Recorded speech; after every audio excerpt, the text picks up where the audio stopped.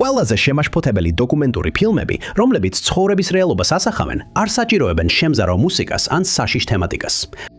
დოკუმენტალისტებს მხოლოდ ის სჭირდებათ, რომ კამერა ვინმესკენ მიაპყრონ, ვინც სიმართლეს, დაუმუშავებელ ხედვას ან გულგრილ იმედგაცრუებულ პერსპექტივას გვთავაზობს. ნომერი 20. დოკუმენტური ფილმი Tagliti, რომელიც 2012 წელს Bart Laytonis მიერ არის გადაღებული, მიყვება Frederick Borden's, როცა ის თავიდან აცოცხლებს, როგორ მოატყუა პოლიცია და საზოგადოება, რომ თითქოს ის იყო ამერიკიდან დაკარგული ბიჭი, Nicholas Patrick Barkley. Bordenis ტყუილი 1997 წელს დაიწყო, 3 წლის შემდეგ, რაც ნიკოლასი გაუჩინარდა. მან ესპანეთიდან პოლიციაში დარეკა და განაცხადა, რომ დაკარგული ბიჭი სატელეფონო ჯიხურში იპოვა. იქიდან ბორდენმა იპოვა იდეალური ადამიანი, ვისადაც შეიძლებოდა თავი გაესაღებინა, მიუხედავად იმისა, რომ ის და ნიკოლასი საერთოდ არ გავდნენ ერთმანეთს და ბორდენი ბევრად უფროსი იყო. ამბის დასაჯერებლად მან თმა ქერად შეირება და ყველაფერი შეისწავლა დაკარგული ბიჭის შესახებ, რაც კი შეეძლო. ბარკლეების ოჯახს შეატყობინეს და ნიკოლასის დედა ჩამოვიდა მის წამოსაყვანად. მან ეს კაცი საკუთარ შვილად იცნო. დოკუმენტური ფილმი დიდწილად ინტერვიუებზეა დაფუძნებული, მათ შორის თვითონ თაღლითთანაც. ბორდენის მშვიდი და უდარდელი ქცევა ამ ინტერვიუების დროს იყო ის, რამაც მაყურებელს სისხლი გაუყინა. იყო რაღაცა თავხედური დამოკიდებულება იმაში, როგორც ის ლაპარაკობდა თავის ქმედებებზე და იმაზე, როგორ გამოძვრა პასუხისგებლობისგან. მისი ინტერვიუს ერთი ნაწილი განსაკუთრებით გამოირჩევა. ბორდენმა გაიხსენა დროები, როცა მისი ქცევა და გარეგნობა ეჭქვეშ დააყენეს. სკეპტიკოსების დასარწმუნებლად, მან დაჟინებით განაცხადა, რომ იმ დროს, როცა დაკარგული იყო, მას გაიტაცეს, იძალადეს და ტრავმა მიაყენეს. მან განაცხადა, რომ მის მიერ გადატანილმა ტრავმამ და ძალადობამ დიდი როლი ითამაშა მისი ქცევის შეცვლასა და გარეგნობის შეცვლაშიაში. მან დოკუმენტალისტებს ასევე გაუმხილა, რომ ნიკოლას ბარკლეი ერთადერთი ბიჭი არ იყო, ვისადაც ოდესმე გაუტარებია თავი. მისი ცხოვრების დიდი ნაწილი ბორდენი, როგორც ამბობენ, ქუჩებში დაჰყავდა და 140 სხვადასხვა ბავშვთა სახლში და თავშესაფარში აღწევდა, სადაც 500 სხვადასხვა გამოგონილი პიროვნების სახელით ცხოვრობდა, რომელთაგან ბევრი დაკარგული ბიჭი იყო. სკრამეტიანი. რეჟისორი კარლ ფაიფერი დგას შემზარავი დოკუმენტური სერიალის ჰელიერი უკან, რომელიც Planet Weird-ის სახელით გამოვიდა. დოკუმენტური ფილმი ცდილობს გაანალიზოს სინქრონულობების იდუმალი ჯაჭვი, რომელმაც ჰელიერი კენტუკი შეაწუხა. ის მიყვება პარანორმალური მოვლენების გამომძიებელთა ჯგუფს, რომლებიც იღებენ შეტყობინებას 1945 წლის Kelly Hopkinsვილის ინციდენტთან დაკავშირებით. ისინი ასევე იღებენ წერილების სერიას ექიმისგან, რომლის შესახებაც ჰელიერში არავის სმენია და ასევე იდუმალით ერი რისელისგან მიღებულ შეტყობინებებს. Documentary ფილმი ფოკუსირებულია რამდენიმე ლეგენდარულ პარანორმალურ მოვლენასა და კრიპტიდზე, მათ შორის შუაღამის ბავშვებზე, Injured Cold-ზე და მოთმენზე. ამ შეტყობინებებმა, კომუნიკაციებმა და ამბებმა გამომძიებლები კენტუკიში მიიყვანა, სადაც მათ ჩაატარეს რამდენიმე ინტერვიუ ადგილობრივებთან, მცხოვრებლებთან, მოწმეებთან და უფოლოგებთან, რომელთაგან თითოეულმა უნიკალური ხედვა შესთავაზა იმ უცნაურ მოვლენებზე, რომლებიც ჰელიერში ხდებოდა. თუმცა, ბევრი ადგილობრივი თავდაპირველად საკმაოდ დახურული ჩანდა იმ შემაშფოთებელ საკითხებთან დაკავშირებით, რომლებიც რეგიონს აწუხებდა. მოვლენები შემაშფოთებელ მიმართულებას იღებს, როდესაც დოკუმენტალისტები Alan Greenfield-თან ერთად ხდებიან. Greenfield-ი საკუთარ თავს უფოლოგად და ოკულტისტად აცხადებს, რომელიც გამომძიებლებს აწვდის შემაშფოთებელ დეტალებსა და ისტორიულ კონტექსტს იმ უცნაურობების შესახებ, რომლებიც კენტუკის გარშემო ტრიალებს. ის აფრთხილებს გამომძიებლებს, რომ აქ არსებული ფენომენი ბევრად უფრო რთულია, ვიდრე მათ გონიათ. Greenfield-ი გამომძიებლებს უფრო ფართო შეთქმულებაში ჩართავს, რამაც მონაწილეები ოდნავ მოუსვენრად დატოვა. მან ახსნა თუ როგორ ამოუცნობი მფრინავი ობიექტების ფენომენი და სხვა უცნაური მოვლენები კვაბალისტური კოდის მეშვეობით ერთმანეთთანაა დაკავშირებული. მან ფილმქნელებს აჩვენა, რომ როდესაც ქალაქის სახელწოდება ჰელიერი კონკრეტული კაბალას ვარიანტით გადის, შედეგი არის რიცხვი 93. ეს რიცხვი მნიშვნელოვანია Aleister Crowley-ის თელემაში. Aleister Crowley იყო ინგლისელი ოკულტისტი და ჯადოქარი. მაგრამ ეს იქ არ დასრულებულა. Greenfield-ი ასევე საუბრობს მესამე ორდენზე. ამტკიცებს, რომ დოკუმენტალისტებს მესამე ორდენი ხელმძღვანელობდა, რომელიც, როგორც ამბობენ, საიდუმლო და განვითარებული არსებების ჯგუფია, რომლებიც გულისებიდან მოქმედებენ. Greenfield-ის ჩვენებებმა დოკუმენტური ფილმი მოჩვენებებზე ნადირობიდან ბევრად უფრო ფსიქოლოგიურად შემაშფოთებელ მოვლენად აქცია, რამაც როგორც გამომძიებლები, ისე მაყურებლები შეძრა. ნომერი 18. 2021 წლის მინი დოკუმენტური სერიალი სასვაჩი მიყვება საგამოძიებო ჟურნალისტ David Holtzhausen's, რომელიც ცდილობს გაარკვიოს სიმართლე უცნაური 25 წლის წინ მომხდარი გაუხსნელი დანაშაულის შესახებ, რომელსაც ადგილობრივები Bigfoot-ს უკავშირებენ. ეს ამბავი მას ჩრდილოეთ კალიფორნიის ქანაპის ფერმაში მიიყვანს, სადაც ის იგებს, რომ სამი კაცი სასტიკმა სასკვაჩმა დაარტყა და დასახიჭდა. საგამოძიებო ჟურნალისტი კვლავ ბრუნდება წითელ დღეებში, რათა მოძებნოს მტკიცებულებები, რომლებიც შეიძლება დაეხმაროს მას გაარკვიოს, რა დაემართა იმ ჯგუფ კაცებს იმ საბედისწერო ღამეს. ის ეჭიდება იმ ძაფებს, რომლებიც უცნობ გზაზე მიქავს, მაგრამ საბოლოოდ ბევრად მეც იღებს, ვიდრე წარმოედგინა და ისეთ კავშირებს პოულობს, როგორცაც არასდროს ელოდა. დოკუმენტური ფილმი მოიცავს ინტერვიუებს ყოფილ პოლიციელებთან, კანაფის ფერმერებთან, ბიგფუტის ენთუზიასტებთან და სასკოჩის თაღლითებთანაც კი.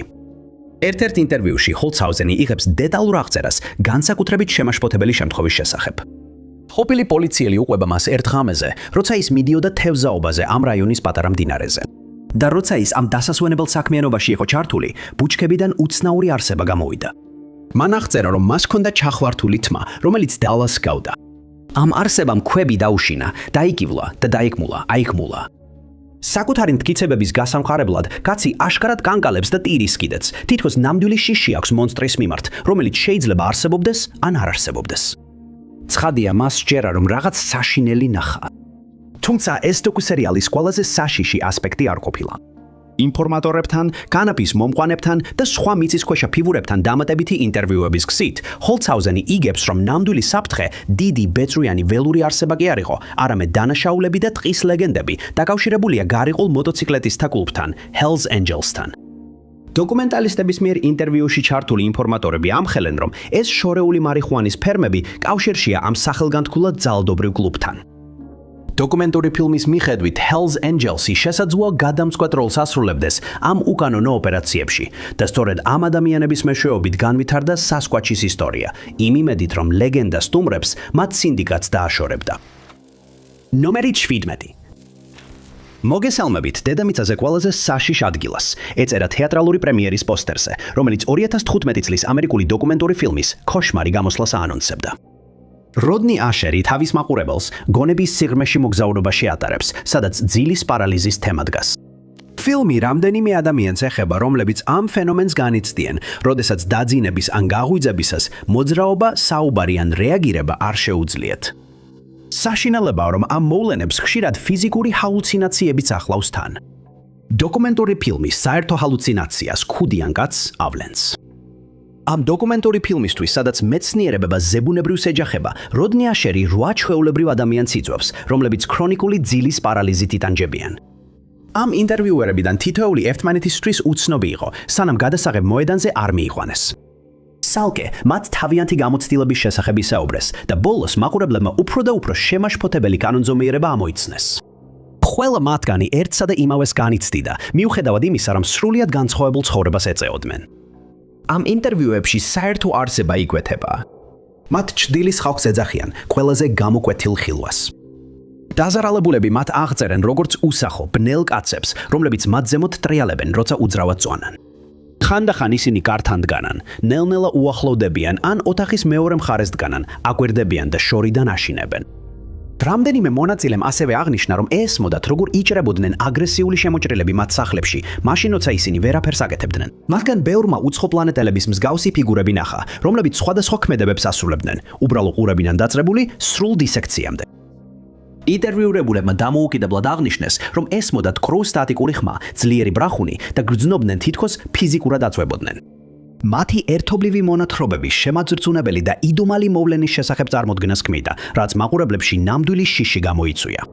ფილმს აუტანელი შიშის განცდა ახლავს. ნომერი 16. სიყვარულმა გაიმარჯვა დედა ღმერთის კულტიშეთის შესახებ 2023 წლის დოკუსერიალი, რომელიც ჰანა ოლსენმა აწარმოა. იკვლევს ეიმი კარლსონის სიყვარულმა გაიმარჯვას კულტის ლიდერის ცხოვრებასა და სიკვდილს. ფილმი ასახავს თუ როგორ ამტკიცებს ეიმი, რომ 500 წინა სიცოცხლე აქვს განვლილი და მოიცავს ვრცელ ინტერვიუებს, როგორც ყოფილი წევრების, ასევე ამჟამინდელი მორწმუნეებისგან. საგანგაშოს ამ დოკუმენტურ ფილმს არა ის ფაქტი ხდის, რომ ეიმის მუმია 2021 წელს კოლორადოს ქალაქ კრესტონში აღმოაჩინეს, არამედ ის კოლექტიური ბოდვა, რომელსაც კულტის წევრები დრესაც იზიარებენ. რამდენიმე მიმდევარმა ისაუბრა იმაზე, რასაც ისინი galaktikურ ფიგურებს უწოდებენ. ეს არის ღვთაებრივი არსებების ფორმა, რომელთანაც მხოლოდ ყველაზე გაღვიძებულ ადამიანებს შეუძლიათ ურთიერთობა. სწორედ ამ არსებებს ელოდნენ მიმდევრები, როდესაც კარლსონი გარდაიცვალა. მაგრამ ინტერვიუების მიხედვით ისინი არ თვლიდნენ, რომ ის გარდაცვლილი იყო.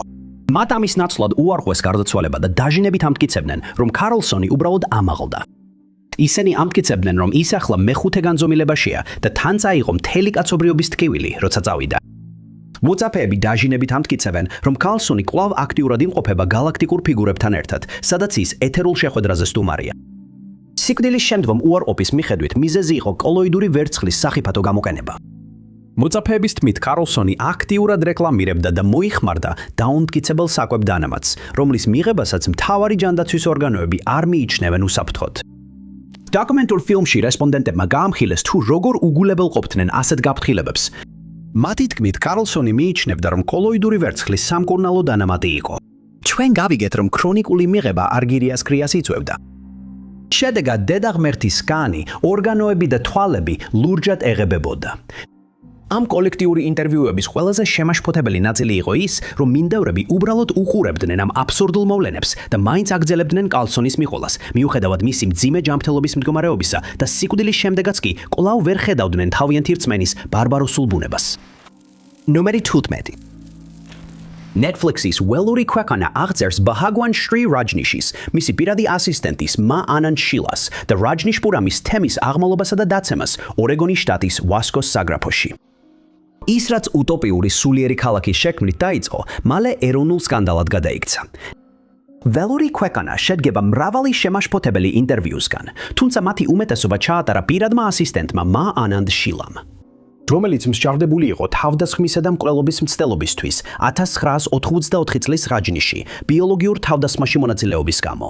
ამ ინტერვიუების დროს მან გამოაულინა შემაშფოთებელი, შეურყეველი თავდაჯერებულობა და სიმშვიდე, რაც კიდევ უფრო შემაძრწუნებლად გამოიყურებოდა იმის გათვალისწინებით, რომ ის დამნაშავედ ცნეს ჩადენილ დანაშაულებში და იმ ქმედებებში, რომლებიც მან განახორციელა. შილა არ იჩენს სინანულს, განსაკუთრებით კომუნისა და მისი დანაშაულების მიმართ. ის არ განიცდის სინანულს და წარსული მასზე გავლენას არ ახდენს. ერთ-ერთ განსაკუთრებით შემაშფოთებელ ინტერვიუში, დოკუმენტურ ფილმში ველური ქვეყანა, შილა კამერაზე შემდეგ განცხადებას აკეთებს. ციტატა: თქვენ უთხარით თქვენს გუბერნატორებს, უთხარით თქვენს გენერალურ პროკურორს და ყველა თქვენს ფანატიკოს ჰორს, ვინც ჩვენს ხალხს შეეხება, მე მათ 15 თავს ავაცლი და ამას სერიოზულად ვამბობ. აქაც კი შილას ტონი ნეიტრალური და ენთუზიაზმით სავსე იყო, ხოლო მუქარა რეალური. ეს იყო რაჯნიშპურამის აშრამი, რომელსაც შილა თანაუძღვებოდა, რომელმაც განზრახ დაინფიცირა ორეგონის 10 რესტორნის სალათბარები სალმონელას ბაქტერიით, რათა ადგილობრივი ამომრჩეველი დროებით უმოქმედო გაეხადა. თავდასხმამ თითქმის 800 ადამიანი დაასნებოვა და შილას თქმით, ის კვლავაც უხოქმანოდ გააკეთებდა ამას. ნომერი 14. 2019 წელს მაიკლ ბეჩ ნიკოლსმა გამოუშვა ერთ-ერთი ყველაზე შემზარავი დოკუმენტური საშინელებათა ფილმი. Wrinklesy Clowny მოვითხრობს უცნაური კარიერის მქონე უსახელო კაცზე, რომელიც Wrinklesy-ის სახელით არის ცნობილი. ის ცხოვრობს ფლორიდაში და სულ რამდენიმე $100 სანაცვლოდ აშინებს ცუდად მოქცეულ ბავშვებს და მოულოდნელად ჩნდება არაფრის მომცდარი მაცხოვრებლების ეზოებში. ის თავს წარმოაჩენს როგორც უსახკარო კლოუნი, რომელსაც მშობლები ქირაობენ ბავშვების შესაშინებლად. ის ამართლებს თავის საქმიანობას როგორც საარსებო წყაროს, მაგრამ როდესაც ბავშვები იდუმალ ვითარებაში იწყებენ გაუჩინარებას, ატმოსფერო უფრო ბნელ ისტორიად იქცევა. რა თქმა უნდა, სინამდვილეში მას არასდროს მიუღია არც ერთი იმ სამუშაოთაგან, რომელიც მშობლებმა შესთავაზეს. ვიდეოები უბრალოდ დადგმულია მისი პოპულარობის გასაზრდელად. Wrinklesy performances artistia. სავიზიტო ბარათებმა და სტიკერებმა მისი ტელეფონის ნომრით გამოიწვია ასობით ზარი ყოველდღიურად. ეს კლოუნი ლეგენდად იქცა, მოზარდები კი ტრენდად აქცევენ მისთვის დარეკვას და ხმოვანი შეტყობინებების დატოვებას, რომელთაგან ბევრი არამეგობრული, მუქარი, შემცვლელი და საშიშია. Documentary ფილმი აჩვენებს, როგორ ურეკავდნენ ნეაპოლელი მოზარდები Wrinks, ემუქრებოდნენ ძალადობით ან აგინებდნენ. ინტერვიუების დროს თავად საშიშ კლაუნთან ვიგებთ, რა ყოველდღიურ სირთულეებს აწყდება ის მას შემდეგ, რაც თავისი ტელეფონის ნომერი ქალაქში გაავრცელა. ის თავიდან უსმენს ძველ ჩანაწერებს, რომლებიც მშობლებმა და მოზარდებმა დაუტოვეს, რაც ცვლის ნარატივს და აჩვენებს ნამდვილ საფრთხეს. ის ამხელს, რომ თავად არ არის მთავარი საფრთხე და ამაზე ამახვილებს ყურადღებას, რომ მშობლები ფსიქოლოგიურ ძალადობას ახორციელებენ საკუთარ შვილებზე, როდესაც მის საშიშ პერსონაჟს სასჯელის საშუალებად იყენებენ. ასევე ვიგებთ, რომ ამ დოკუმენტურ ფილმში ყველაზე საშიში სინამდვილეში ახალდაზრდობაა. მხატვარი ამხელს, როგორც თხოვა ერთმა კლიენტმა, თითქოს და პატარა გოგონა მოეტაცებინა, სავარაუდოდ დამრეკავის ნათესავი. კიდევ ერთი ხმოვანი შეტყობინება, რომელსაც ჯამბაზი ვთავს, შეიცავს მინიშნებებს, რომ სასიცოცხლო სითხე გამოიყენება ხელოვნებაში და მიმდინარეობს მცდელობა მასობრივი ჟლეტის დასაწყებად. ნომერი 13. ვირთხები არის 2016 წლის დოკუმენტური ფილმი Morgan Spurlock-ის მიერ, რომელიც დაფუძნებულია Robert Sullivan-ის წიგნზე. ფილმი აღწერს ვირთხების შემზარავ გავრცელებას მსოფლიოს დიდ ქალაქებში. ფილმი დეტალურად აჩვენებს ამ გავრცელებას და ველურ განადგურების მეთოდებს, დაწყებული მოწამვლიდან დამთავრებული ცემით მოკლამდე. მიუხედავად იმისა, რომ ვირთხები აღწერს მავნებლების წინააღმდეგ ომს, ფილმი ასევე გვამოგზაურებს ინდოეთის რაჯასტანის შტატში მდებარე კარნი მატას ტაძარში, სადაც ვირთხებს გარდაცვლილთა რეინკარნაციებად მიიჩნევენ. დოკუმენტურ ფილმში ჩნდება ლეგენდარული გამოცდილი ბრუკლინის მავნებლების გამანადგურებელი Ed Sheehan, რომლის ინტერვიუებმა ეს ფილმი საშინელებათა ფილმის გროტესკულ სცენად აქცია. Ed Sheehan ჩნდება სრულიად ბნელ სარდაფში, რომელიც მკვეთრადაა განათებული. იგი ღეჭავს სიგარას და თავის მონათხრობს ისეთი სიცივით გადმოსცემს, რომ ფილ ნუარის მაფიის ბოსს მოგაგონებთ. ამ შემზარავ სცენაში გამანადგურებელი ამხელს, როგორ გაატარა 50 წელი წინა ხაზზე მრგნელების პოპულაციასთან ბრძოლაში. ის ეხება თითქოს ეს ნამდვილი ომია და თითქოს მხოლოდ ის იბრძვის ამ ომში. ამ ვირთხებთან ომში დამამშვიდებელი სიტყვების ნაცვლად ედი გვაწვის ამ სახეობის შემაშფოთებელ აღწერას. ის მათ აღწერს, როგორც დახვეწილ და ბოროტ არსებებს, თითქოს მათი ინტელექტი ისეთივე მაღალია, როგორც კარგად გაწვრთნილი ოპერატორის. ის აღნიშნავს, რომ ვირთხები სწავლობენ თავიანთი დაღუპული ჯგუფის წევრების შეცდომებზე და სწრაფად ერგებიან გარემოებებს. ის ასევე იმეორებს იმ შემზარავ სტატისტიკას, რომ ქალაქში თითოეულ მცხოვრებზე ერთი ვირთხა მაინც მოდის. მისი ჩვენებიდან დოკუმენტურ ფილმში ყველაზე შემზარავი დასკვნა მისი აღიარება, რომ მღრღნელების სრულად აღმოფხვრა შეუძლებელია. გამანადგურებლები ვეღარც კი ცდილობენ მათი სრულად მოსპობას. ამის ნაცვლად ისინი უბრალოდ კოლონიების შეკავებასა და მათი მოშორების მცდელობას სჯერდებიან.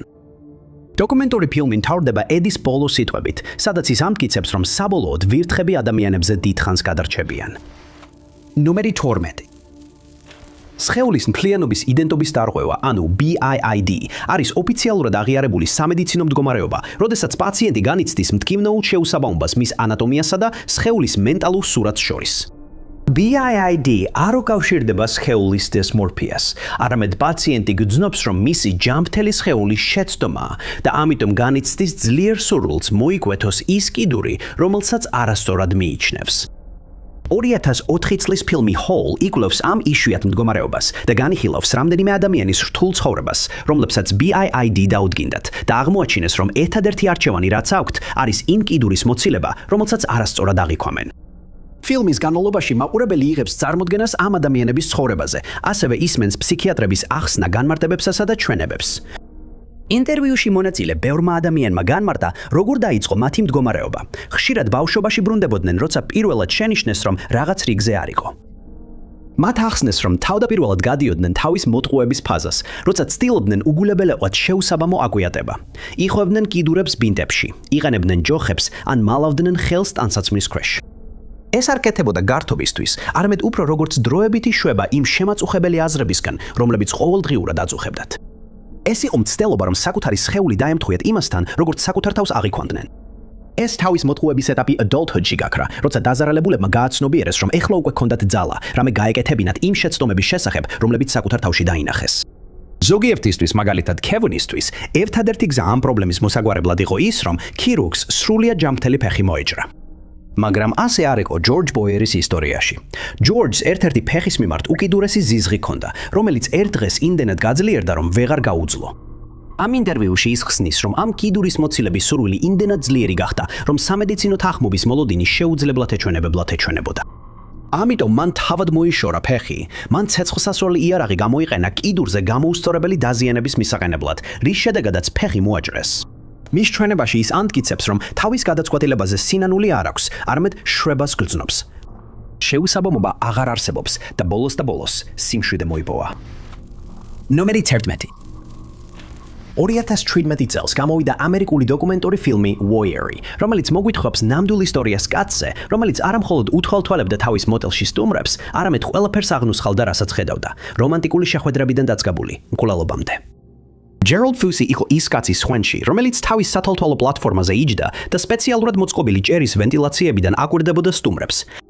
10 წლების განმავლობაში Fusey უთვალთვალებდა თავის სტუმრებს. შემდეგ კი ცნობილ ჟურნალისტ Kate Hales'თან დაჯდა და მას ყველაფერს უყვებოდა შემაშფოთებელი ინტერვიუების სერიაში. ფილმი იწყება თალაზეს შესავლით, შემდეგ კი სწრაფად გადადის უცნაურ ინტერვიუში ვუაიერისტთან, რომელიც თვლის, რომ არაფერი დაუშავებია. ფუსი ამტკიცებს, რომ საკუთარ თავს დამნაშავედ არ მიიჩნევს, არც კი უბრალო პიპინგ თომად. ამის ნაცვლად ის ამტკიცებს, რომ მისი ჯაშუშური საქმური საქმიანობა მხოლოდ კვლევითი მიზნებისთვის ხორციელდებოდა, რადგან ის გაიზარდა ოჯახში, სადაც ჩვეულებრივი ადამიანური ურთიერთობებისგან იცალდნენ და არ ასწავლიდნენ რა არის გარკვეული რაღაცები, რას ნიშნავს ისინი ან რატომ კეთდება. ის ამ შემაშფოთებელ კვლევას ამართლებს იმით, რომ ამტკიცებს, ადამიანები ნამდვილ სახეს მაშინ აჩვენებენ, როცა არავინ უყურებს. სწორედ ამიტომაც მისმა მოტელის სტუმრებმა ვერასდროს აღმოაჩინეს მისი საიდუმლო სადამკვირვებლო ოთახი. შემდეგ ის დეტალურად აღწერს, როგორ მივიდა იმ დასკვნამდე, რომ მოტელის სხვენიდან ადამიანებისთვის ეყურებინა და როგორ დაიწყო ყველაფერი ცოლისთვის აღიარებით. მან ცოლს უთხრა, რომ ვუაიერისტი იყო და ლაბორატორია სჭირდებოდა. ისეთი ლაბორატორია, რომელიც სრულიად უსაფრთხო იქნებოდა და ვერავინ აღმოაჩენდა. ლაბორატორია, რომელსაც ის გულისხმობდა, იყო მოტელი, რომელიც მალევე იხიდა. მისი მდებარეობა ცნობილ ტურისტულ ადგილას იყო და ადამიანები, რომლებიც ქვეყნის ან მსოფლიოს სხვა კუთხეებიდან გზაზე მოდიოდნენ, აქ ისვენებდნენ, არ იცოდნენ, რომ ზემოთ ერთი კაცი მათ ყოველ მოძრაობას აკვირდებოდა. ნომერი 10. მითხარი ვინ ვარ მე? 2019 წლის დოკუმენტური ფილმი, რომელიც ედ პერკინსმა აწარმოა, ორი ტყუპი ძმის, ალექს და მარკუს ლუისის შესახებ მოგვითხრობს.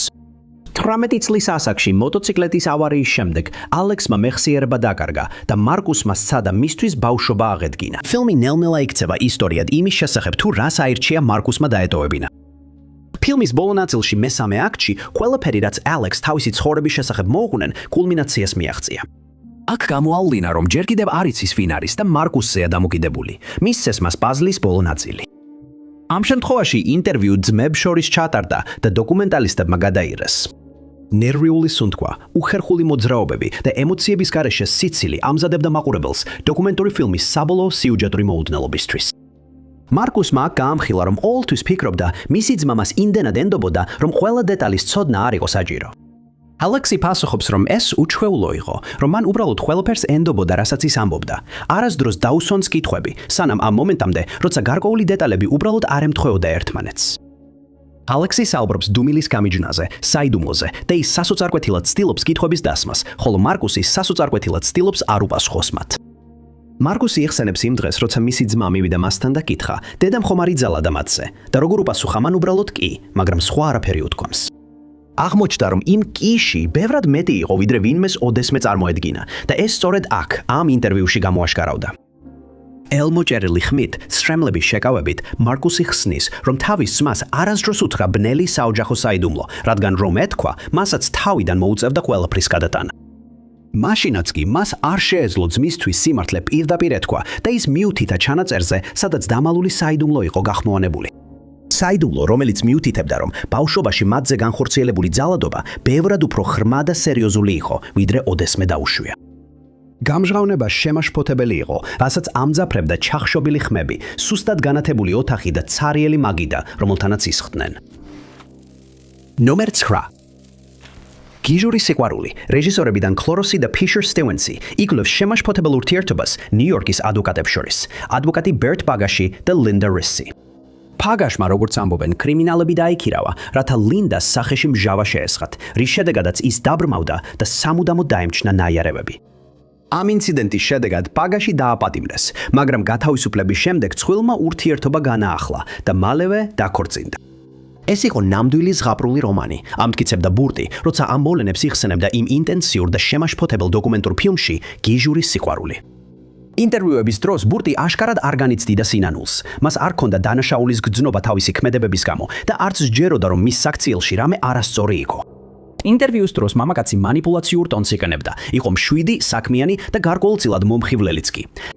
ის ისე საუბრობდა, თითქოს ცოლისთვის თვალების ამოთხრისა და დასახიჩრების მიზნით კრიმინალების დაქირავება უბრალო ოჯახური კამათი ყოფილიყო და არა შემაძრწუნებელი თავდასხმა, რომელმაც მაყურებელი შეძრა. ლინდა ამ სიტუაციაზე ისეთივე უმეთვალო ტონით საუბრობდა. მას ვერანაირი გონივრული მოტივი ვერ უპოვია, თუ რატომ დაბრუნდა ბერტთან ყველაფრის შემდეგ, რაც მან გააკეთა.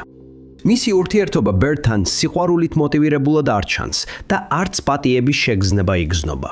მისი ჩვენება გამოკვეთილია იმ დამოკიდებულით, რომ ყველაფერი როგორც არის, ისეა, რაც ნამდვილ ამბავს კიდევ უფრო შეშლილს ხდის.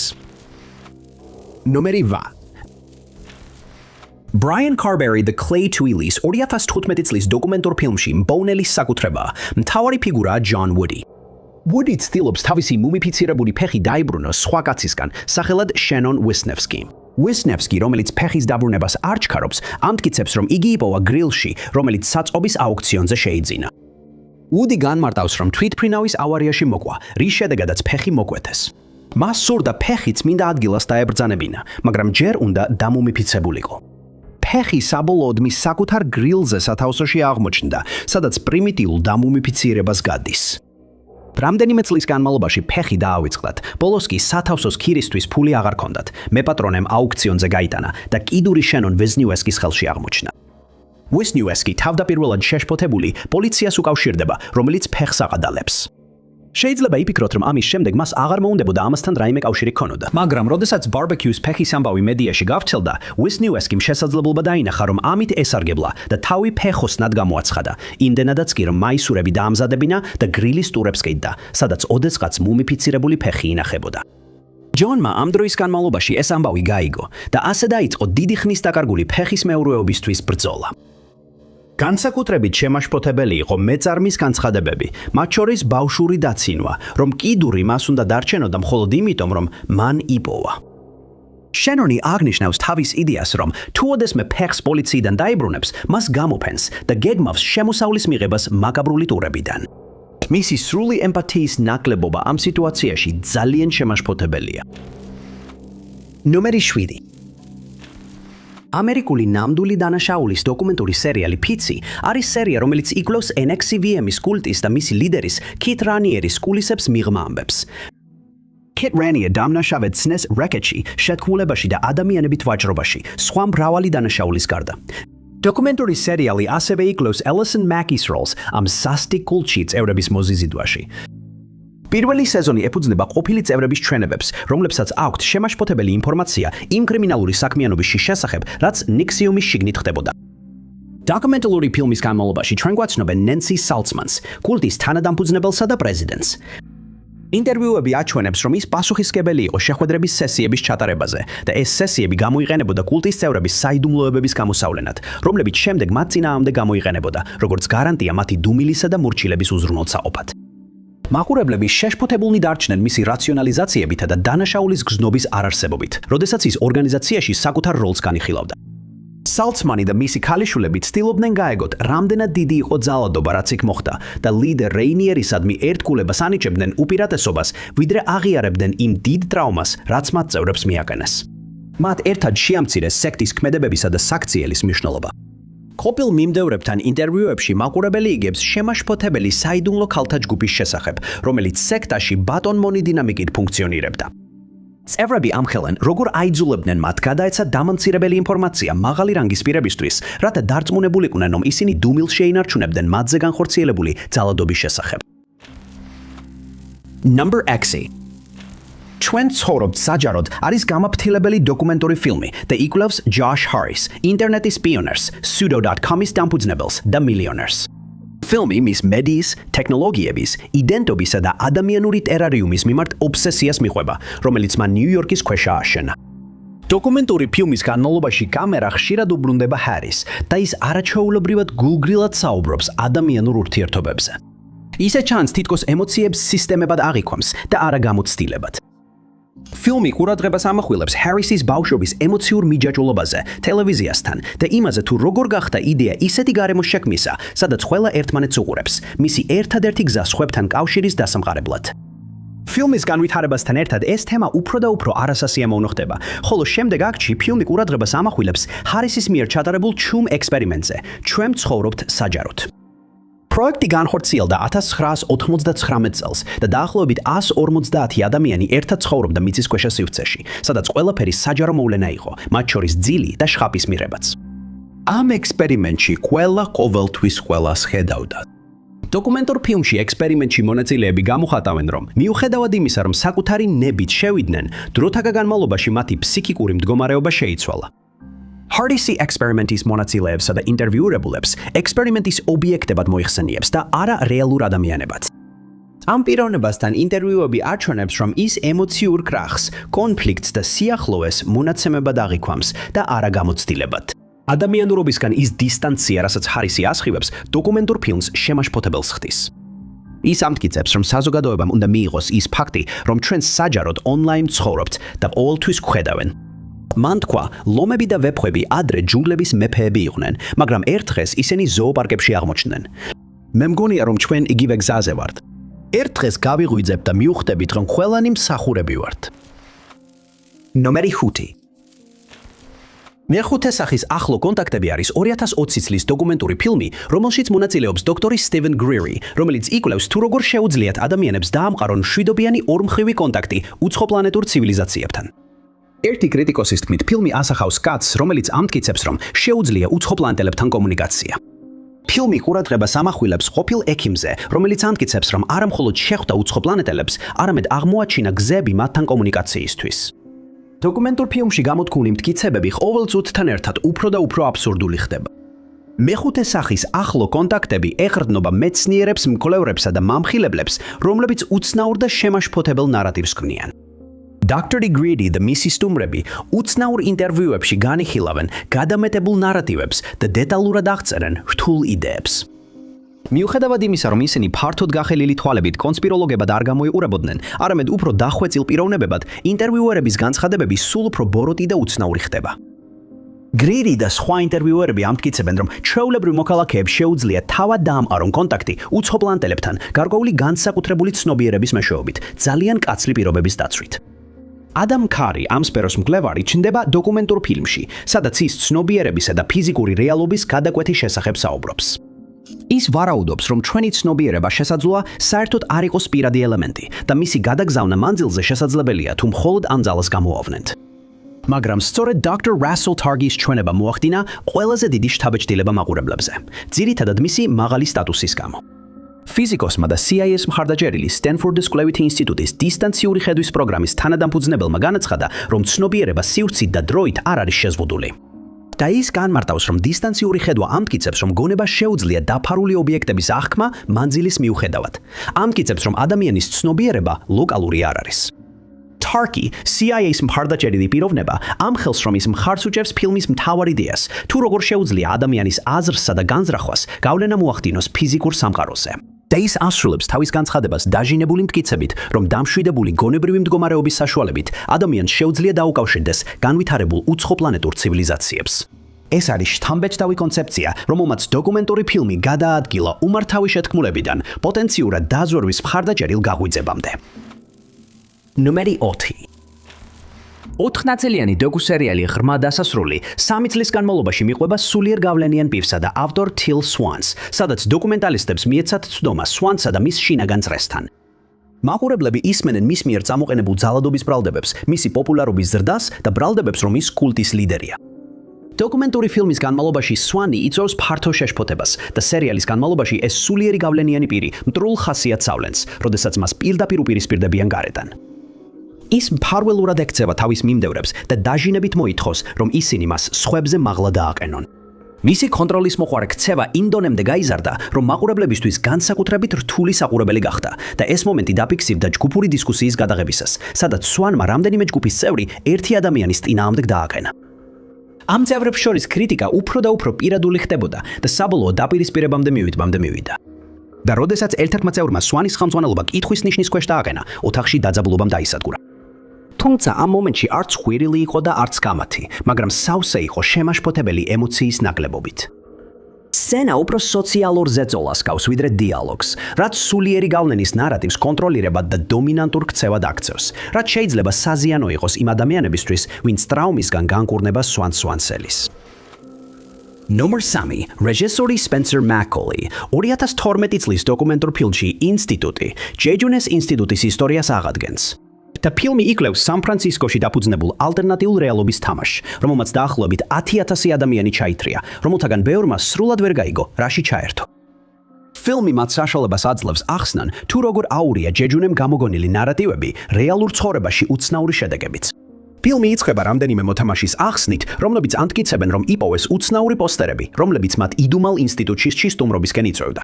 უცნაურ ადგილას მისვლისას მონაწილეები თამაში ერთვებიან უცნაური ვიდეოებითა და იდუმალი მინიშნებებით. ამ ინტერვიუების დროს მოთამაშეებში ადამიანების შეგბიანურობის შეგრძნება ნელ-ნელა ქრება. ისინი იწყებენ საუბარს ალტერნატიულ რეალობის თამაშზე იმავე სერიოზულობით, როგორც საუბრობენ რელიგიაზე, ცხოვრებას შეცვლილ მოვლენაზე ან თერაპიის სესიაზე. ინტერვიურებულები შეუმჩნევლად ცვიან თავიანთ ლექსიკას. ისინი ამტკიცებენ, რომ მათ აირჩიეს მონაწილეობის მისაღებად და არა უბრალოდ თამაში ჩართვისთვის. რასაც ისინი მოიხსენიებენ როგორც რეალობის კიდევ ერთ ფენას, რომელიც აქამდე მათთვის დაფარული იყო. შემდეგ მოთამაშეები ამხელენ, რომ ზოგჯერ ვერ არჩევდნენ, ვინ იყო უცნობი და ვინ იყო უბრალოდ ჯეჯუნეს ინსტიტუტის კიდევ ერთი მსახიობი. ისინი ფიქრობდნენ, ხომ არ იყო ჩვეულებრივ სატელეფონო ზარებში მინიშნებები და ოვალ დამთხოვას მტკიცებულებად აღიქვამდნენ. ინტერვიუებმა შემაშფოთებელი სურათი შექმნა. რეალურ ცხოვრებასა და ალტერნატიულ რეალობას შორის ზღვარი აირია და მათ ეს დიდად არ ადარდებდათ. როცა თამაში დასრულდა, ინტერვიურებულებმა თავიანთი ცხოვრება მუსაწყენად და ნაკლებ ნიშნულად აღწერეს, სამუდამოდ შეცვლილად ამ უცნაური თამაშის გამო, რომლის აღწერაც როგორც ჩანს, ვერ შეძლეს. ნომერი 2. 1987 წლის იაპონური დოკუმენტური ფილმი იმპერატორის შიშველი არმია მიემართება წინ მიყვება 62 წლის ვეტერან კენზო ოკუძაკის, რომელიც ცდილობს შური იძიოს თავისი ძველი დანაყოფის ორი დაღუპული ჯარისკაცისთვის და პასუხი აგებინოს შოას იმპერატორს ომის დროინდელი ტანჯვისთვის. სწორედ მისი პასუხების ძიებისას ფიზიკური დაპირისპირება და მრავალი დაყოლიება საბოლოოდ გამოავლენ სიმართლეს.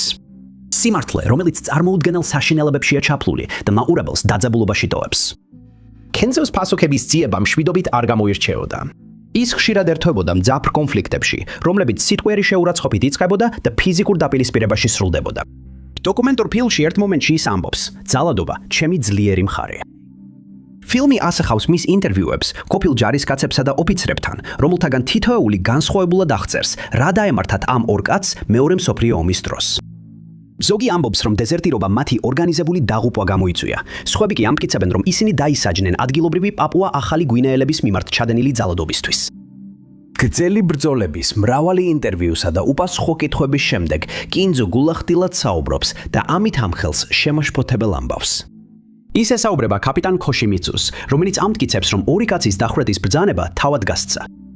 დოკუმენტური ფილმისთვის გამოკითხულმა სხვა ჯარისკაცებმა დაადასტურეს ეს მძიმე შემთხვევა და განაცხადეს, რომ საქმე ბოლომდე მათ უნდა დაესრულებინათ. ყოფილი სერჟანტი კინძოს ცალკე ინტერვიუში უყვება, რომ კიდევ ერთი ჯარისკაცი კანიბალიზმის მსხვერპლი გახდა მას შემდეგ, რაც საჭმლის მოპარვაზე დააკავეს.